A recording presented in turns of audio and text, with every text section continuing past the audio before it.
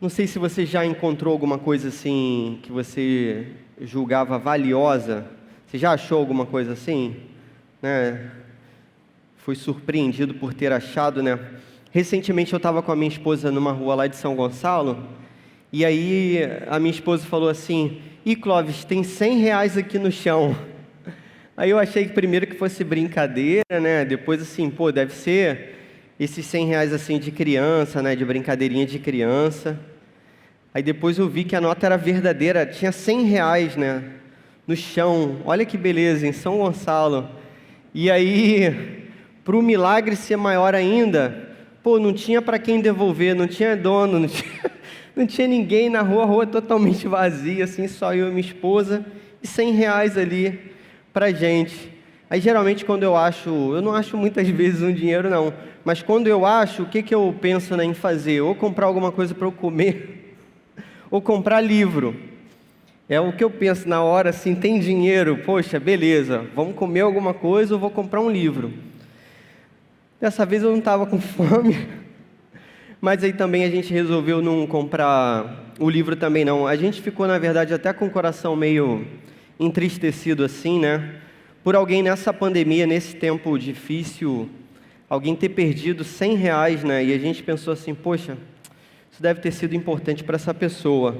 Aí a gente deu um destino maneiro lá para os R$ 100, que não se transformou em comida nem em livro.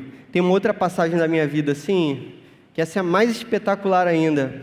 Uma vez a gente era muito pequeno, e aí não sei se você sabe, eu sou irmão do João que canta aqui no louvor, não sei se você conhece o João também.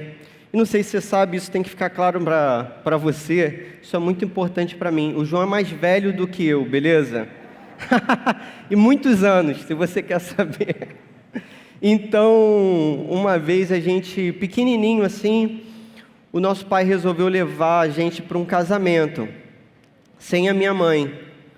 E aí, a gente foi e tal, aí na volta, quando meu pai chegou em casa, a minha mãe falou assim, ué, cadê as crianças? Aí ele, deixei no casamento, cara. Meu pai largou a gente lá no casamento. E aí a gente tinha um treinamento de guerra lá em casa, é um treinamento importante, todas as crianças devem ter esse tipo de treinamento, estou tentando já fazer com os meus filhos. Que era assim, cara, se perder, fica parado no mesmo lugar, não vai com ninguém, não fala com estranho, não aceita nada. Fica paradinho que a gente vai te achar. E aí foi isso que aconteceu, a gente ficou paradinho dentro da igreja, todo mundo foi embora, só a gente dentro da igreja. E aí meu pai voltou e conseguiu encontrar a gente dentro da igreja. A gente vai ler um texto em que Jesus fala sobre essa alegria de encontrar algo. E ele conta 3 histórias, eu contei 2, ele conta 3. Ele conta a história de uma mulher que perde uma moedinha e depois encontra aquela moedinha. Ele conta a história de um pastor que perde uma ovelha e encontra a ovelha perdida. E ele conta a história de um pai que perde 2 filhos. Um ele encontra, o outro a gente não sabe, né? Que a história fica sem final. A gente vai ler nessa noite a história da ovelha perdida, que é a primeira dessas 3 histórias aí de Lucas 15. Então queria te convidar a ficar atento, ver essa história que é muito importante. Jesus está explicando, na verdade, alguma coisa importante aqui nesse capítulo. É um dos capítulos mais bonitos da Bíblia. Se você, tivesse a oportunidade depois de ler na sua casa o capítulo todo, o capítulo é bonito demais. E a gente vai ler essa preciosidade nessa noite. Beleza, tá animado aí para ler? Lucas 15, já achou?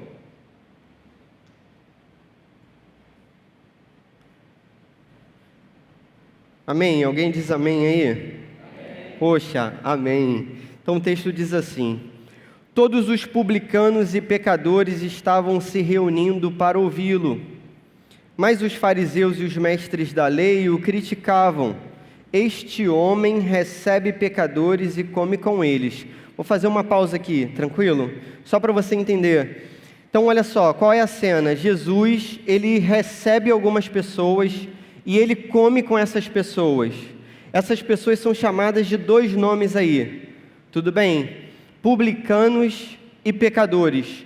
Publicanos são pessoas que cobram impostos.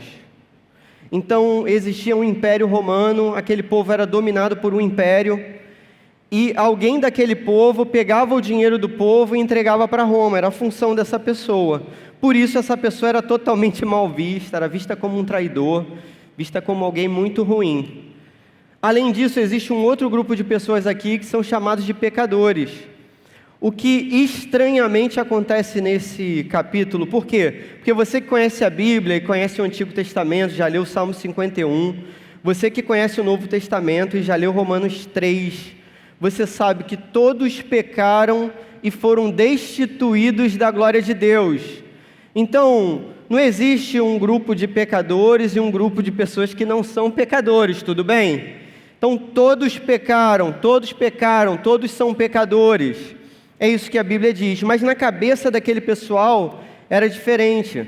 Na cabeça daquele povo era assim, olha, tem uma galera que é santa, e provavelmente, né, aqueles que são chamados de mestres da lei, fariseus, que são os homens da religião, e tem um pessoal que é pecador. E Jesus recebe e come com essa galera. Você percebe que tem dois verbos aí, receber e comer.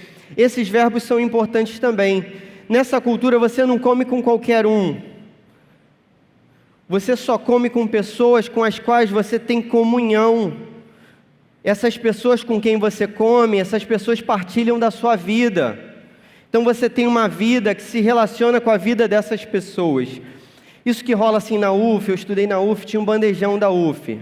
Né? Aí, tem aquela mesa gigantesca assim. Eu já comi também no restaurante popular. Não tinha um restaurante popular ali no centro?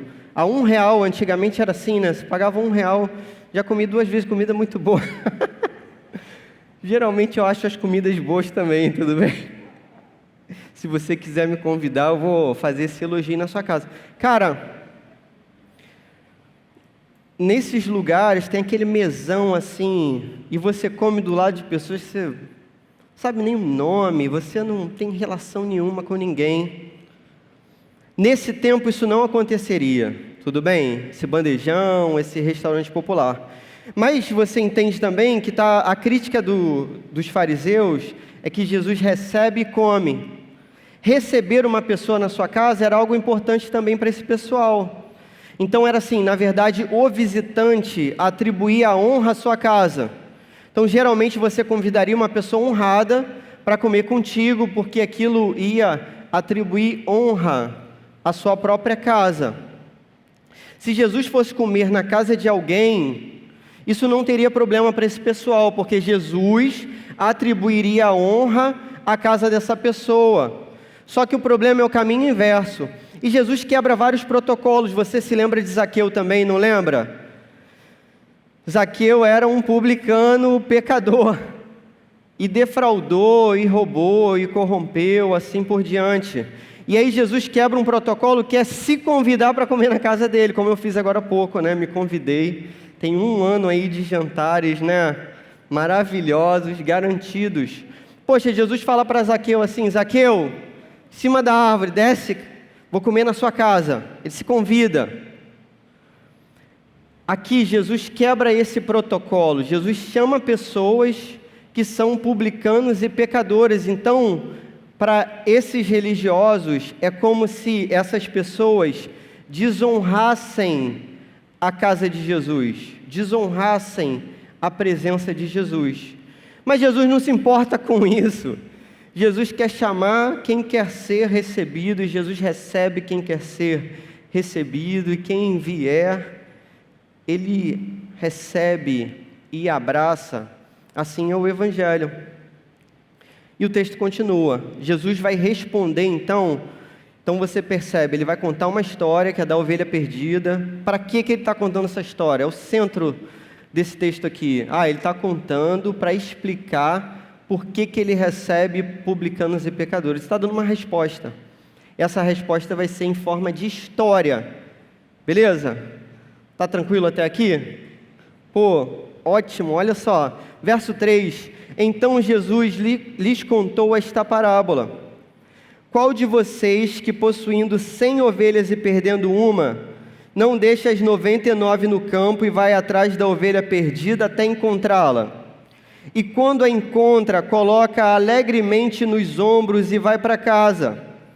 Ao chegar, reúne seus amigos e vizinhos e diz: alegrem-se comigo, pois encontrei a minha ovelha perdida.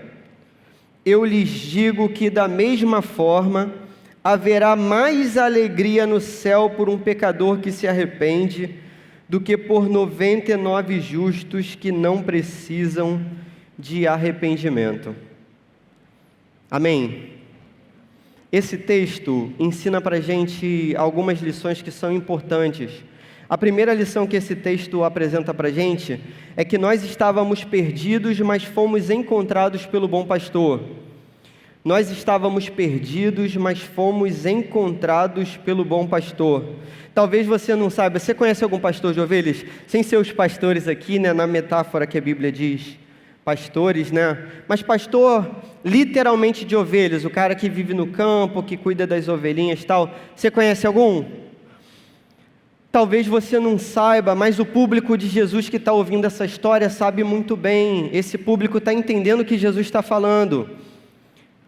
Os pastores vão contar para a gente o seguinte, que quando uma ovelha se perde, e a ovelha é um animal muito sensível, quando uma ovelha se perde e ela se percebe perdida, ela se entristece, ela deita no chão e fica imóvel, inerte.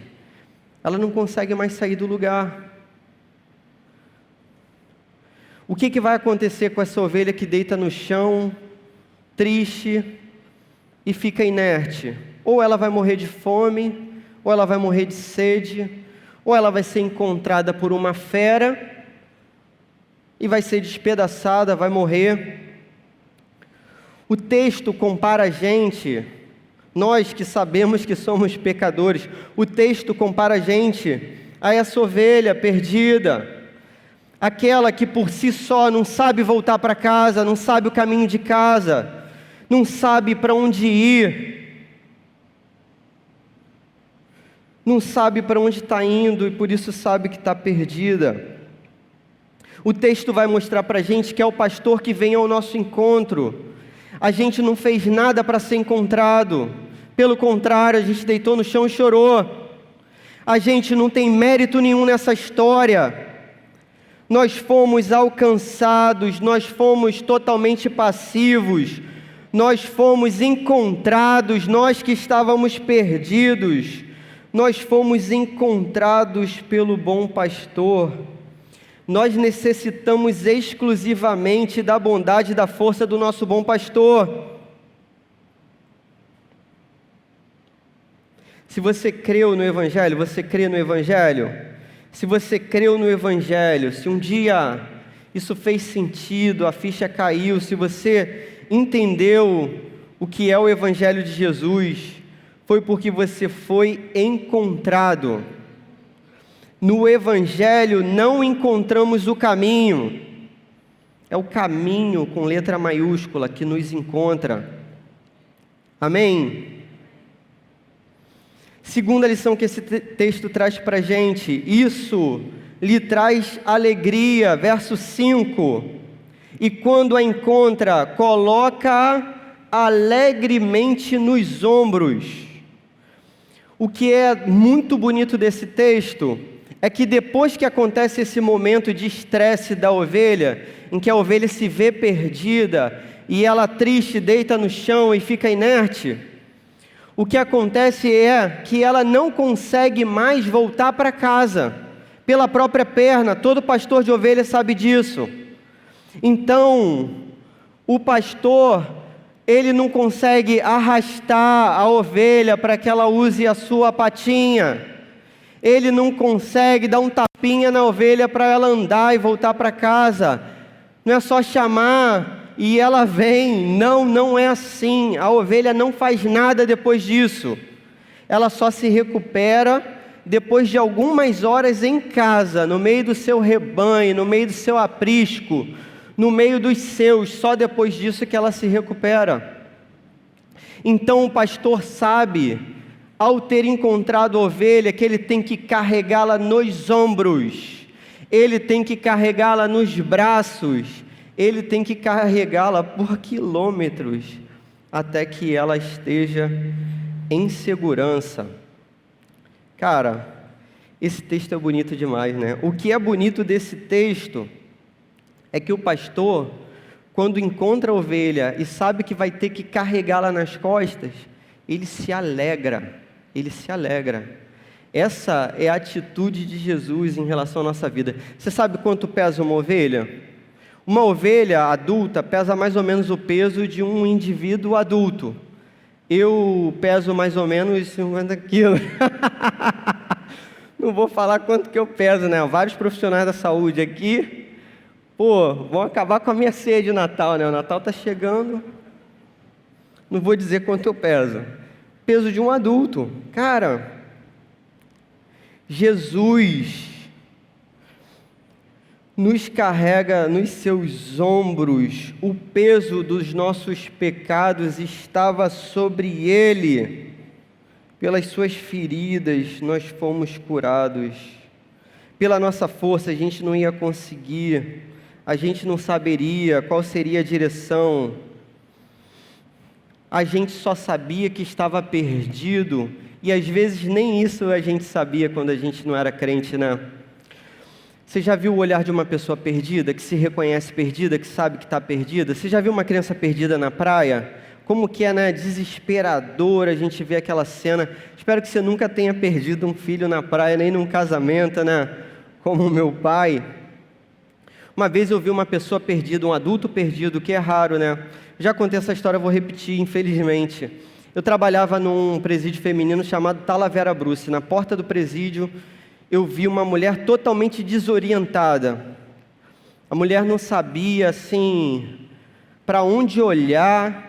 No olhar dela você via a falta de sentido, a falta de norte, uma pessoa literalmente desnorteada, né?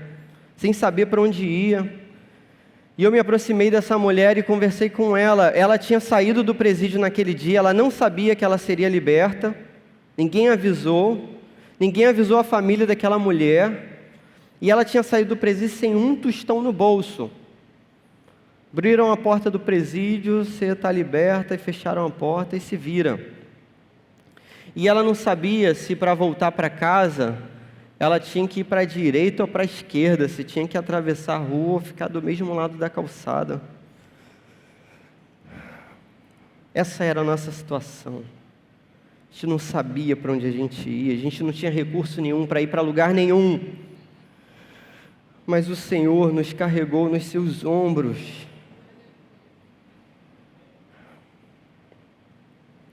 O Evangelho é a alegria do reencontro. Jesus está explicando o que seja o Evangelho.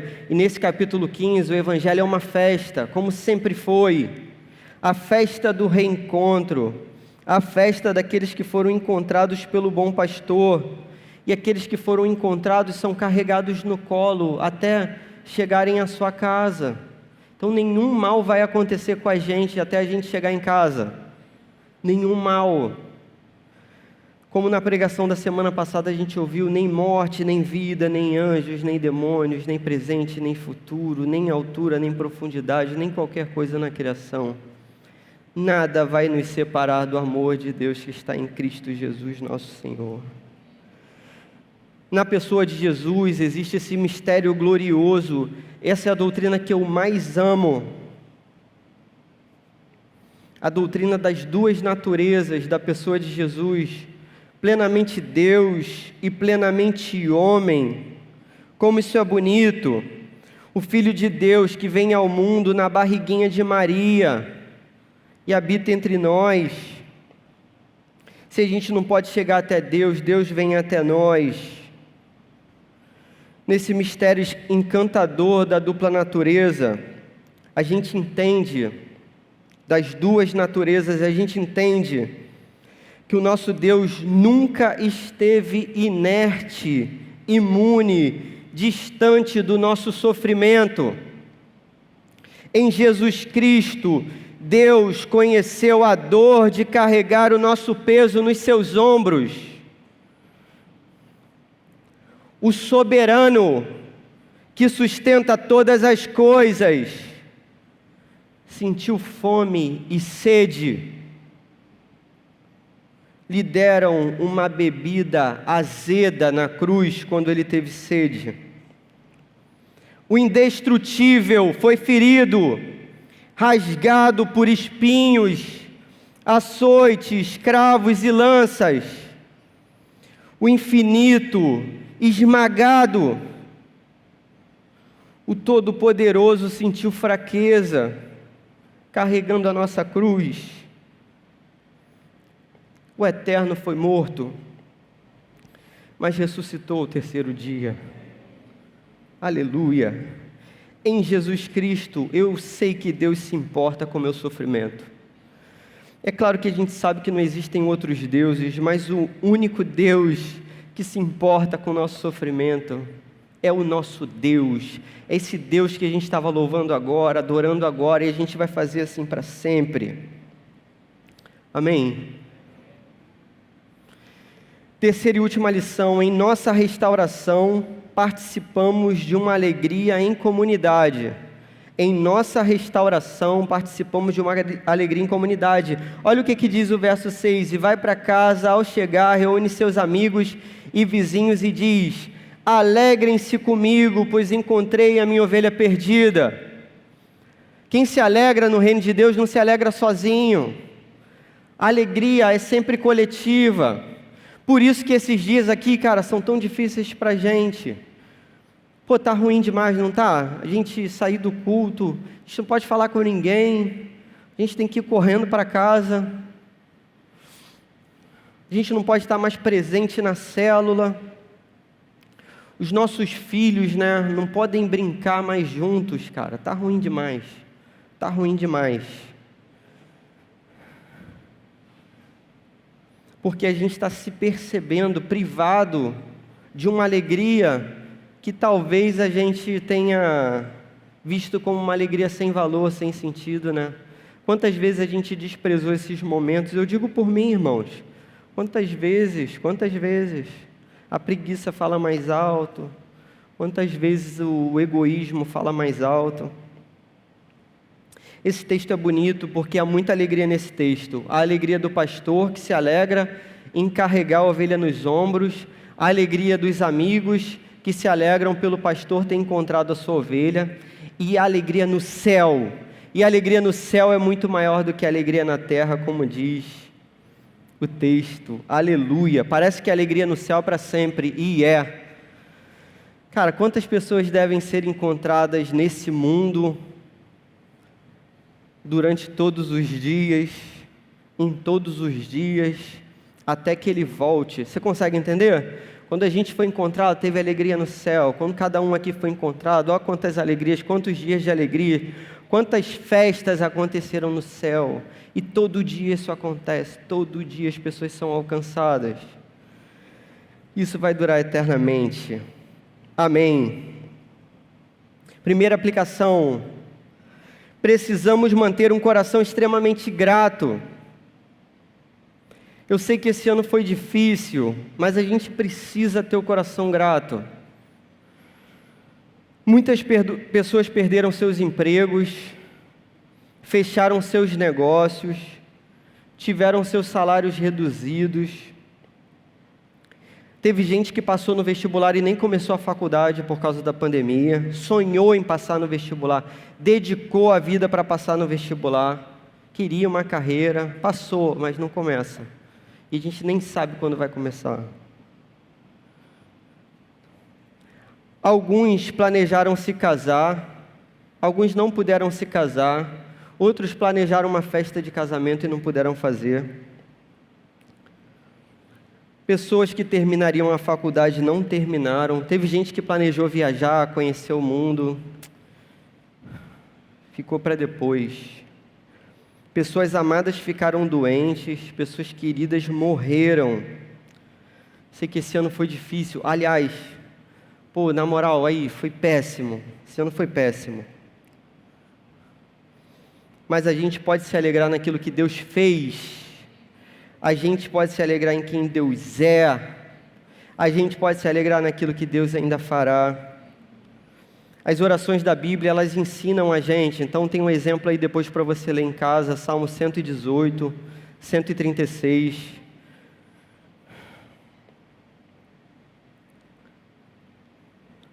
Esse ano eu estava esperando ganhar mais dinheiro, assim, trabalhar mais. E aí, cara, foi diferente, ganhei menos dinheiro, muito menos. Trabalhei menos. Mas Deus me deu a oportunidade de ficar com os meus filhos mais tempo. Você não sabe o tamanho da beleza que é isso. Ou sabe, não sei. Você viver os 3 e os 4 anos dos seus filhos assim, pertinho deles. O mundo deles é pintar, desenhar, brincar. Cara, é bom demais. É bom demais.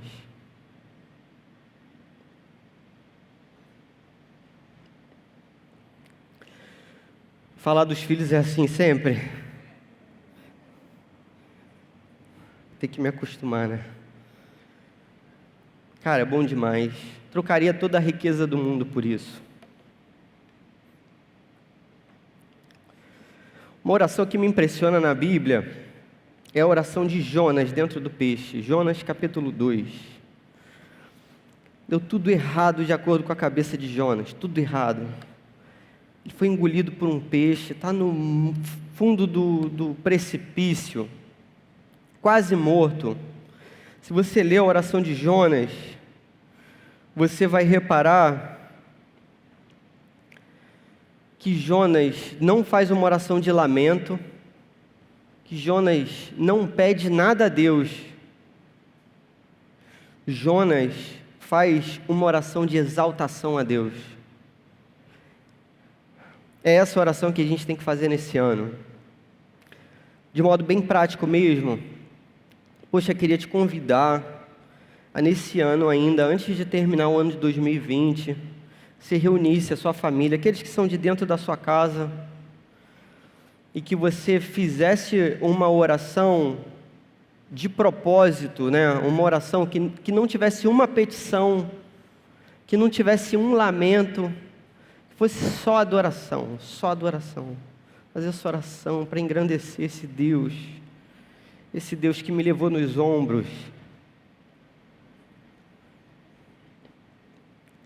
E a segunda parte prática, assim, é você tentar, quando você estiver fazendo sua leitura cotidiana da Bíblia, que eu sei que você está fazendo, é tentar, quando você achar uma oração na Bíblia, cara, presta atenção nessa oração, vê como é que essas pessoas oravam. Elas têm muito a ensinar para a gente nas suas orações. Muito.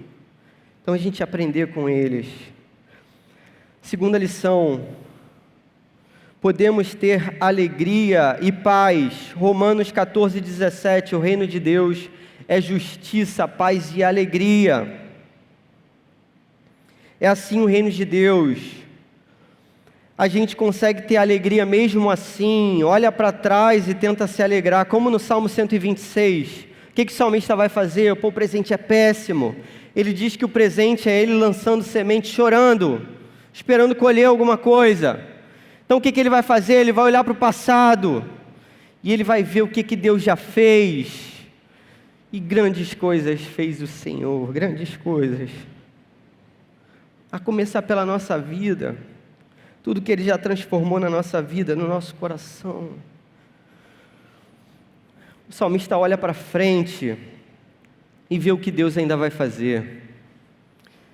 Deus ainda vai converter muitos corações. Deus ainda vai transformar muito o nosso próprio coração. E Ele garante que a gente vai estar com Ele para sempre.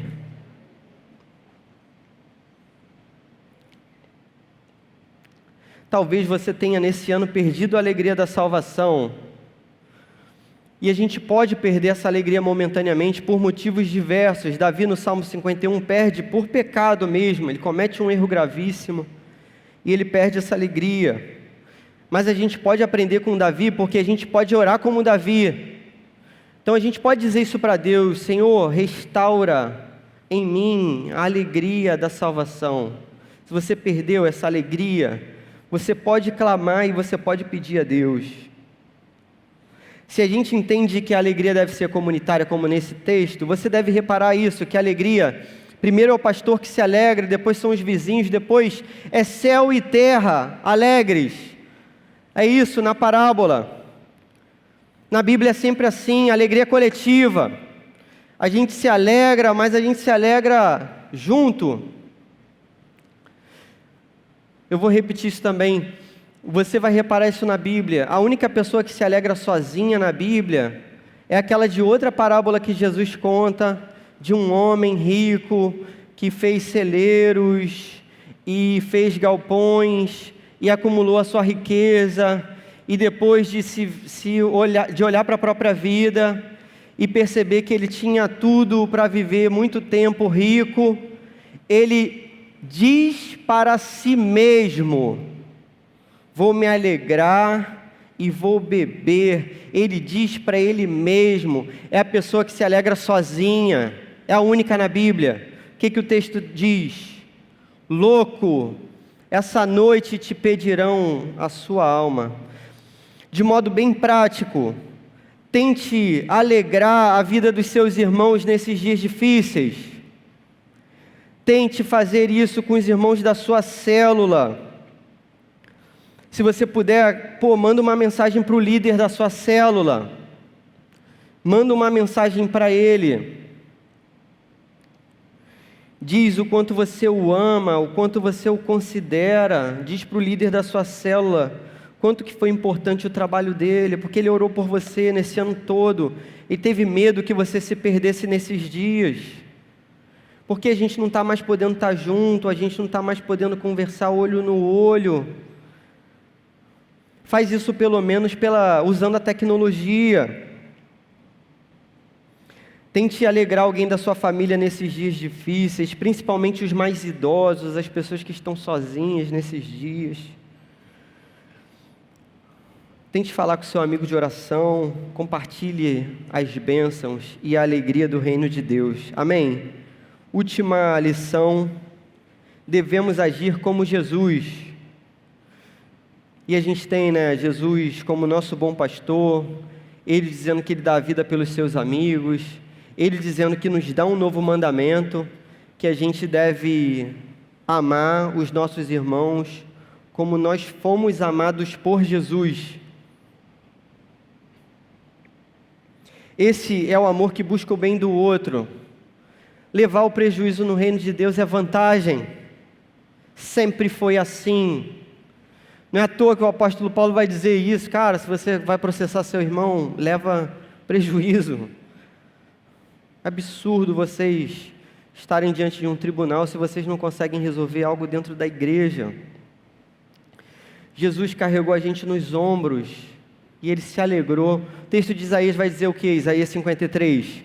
Depois de descrever todo o martírio de Jesus, o servo sofredor, depois de Jesus ter sofrido na profecia de Isaías, como sofreu 700 anos depois, no cumprimento da profecia, o texto diz que Jesus olha para o fruto do seu trabalho e se alegra. É isso que diz o texto. Jesus olha para o fruto da sua crucificação. Jesus olha para o fruto dos açoites, das cusparadas, da sua nudez, da sua humilhação. E Jesus se alegra. A gente tem que agir como Jesus. Esses dias eu pensei sobre uma expressão muito ridiculamente absurda. Se você já usou essa expressão, você vai reconsiderar, com certeza. Que é a seguinte expressão: eu me dei isso de presente. Cara, olha que absurdo, o presente é para dar para os outros, não é isso? Ou a gente recebe um presente, ou a gente dá o presente para alguém.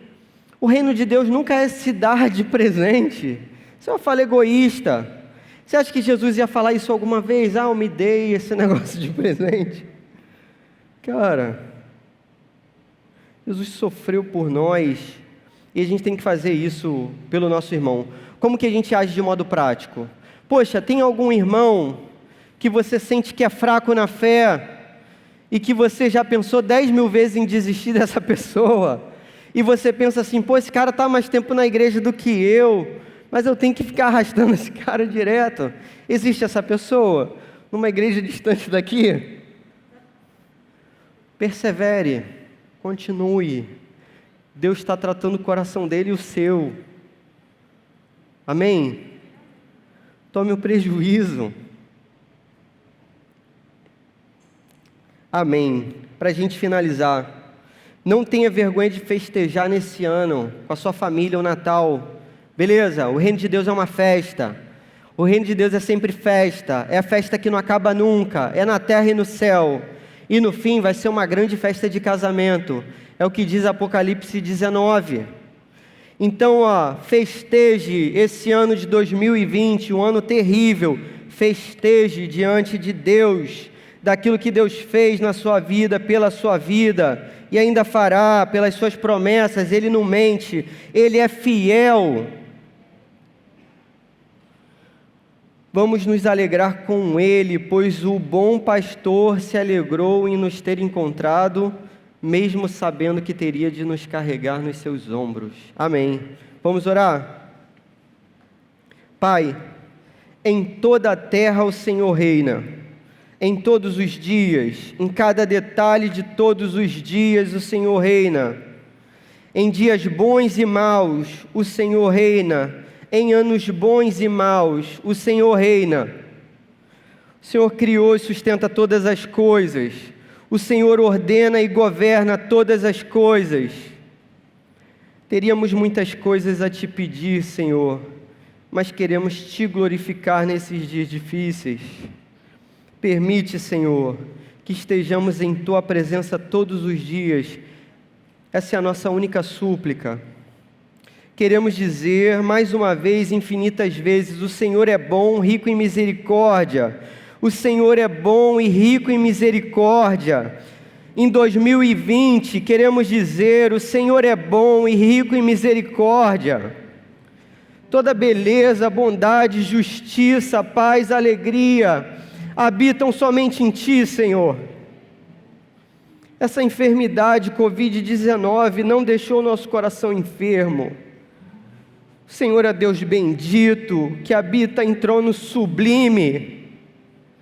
Te agradecemos, Senhor bendito, que o Teu Santo Espírito habite em nosso meio. Muito obrigado por nos lembrar que não estamos no controle.